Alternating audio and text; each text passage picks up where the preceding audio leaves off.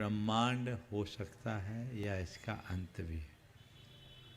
अगर शून्य शब्द को मेरी नज़र से देखें तो मैं मानता हूँ कि ब्रह्मांड शून्य ही है। शून्य अभाव रूप ही नहीं, मेरी नज़र में भाव रूप भी है। शून्य का जब हम चिन्ह अंकित करते हैं तो वो वृत्त बनता है, और वृत्त को ज्यामितीय दृष्टि से देखें तो पूरे 360 डिग्री का एंगल होता है। 360 डिग्री पूर्णता का प्रतीक है, और इसी पूर्णता का नाम तो ब्रह्मांड है। तो यदि हम कहें तो ये जीरो में ही ब्रह्मांड है। समझिए, नंबर 1। थोड़ा आध्यात्मिक दृष्टि से विचार करें तो हमने जो अपने साथ है, जिसे हमने जोड़ रखा है, उसे यदि हमने शून्य समझ लिया तो हम ब्रह्मांड को प्राप्त कर लेंगे। जो है ये सब शून्य है, हमने उसे लगा रखा है जो माया है, और माया को चिपका लेने से जो शून्य है, शून्य स्वरूप माया को अपने साथ जोड़े रखने के कारण जो हमारे भीतर समाया हुआ ब्रह्मांड है वो हमसे चिटक रहा है।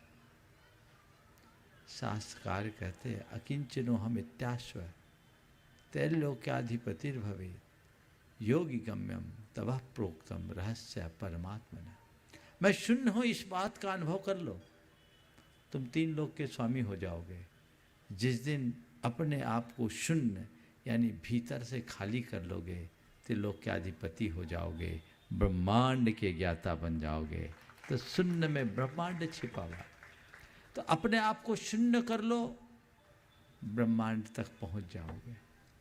ये एक आध्यात्मिक दृष्टिकोण है।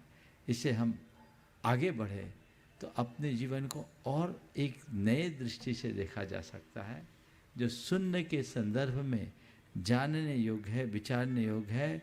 हमने अपने आप को शून्य किया, ब्रह्मांड प्रकट हो गया, और जिसने जगत को शून्य समझ लिया उसने ब्रह्मांड को प्राप्त कर लिया। जगत पिंडम शून्यम, ये अगर अंतरंग में बैठ गई तो सब नश्वर लगने लगेगा, और एक दृष्टि ऐसे विकसित कर ले कि एक दिन सब शून्य यानी खाक में परिवर्तित होना है, सब शून्य हो जाना है, ये सब जीरो होना है। ये दृष्टि अंदर उद्घाटित होगी, तभी हम अपने भीतर के परम ब्रह्म को उद्घाटित करेंगे जिसमें ब्रह्मांड समाया।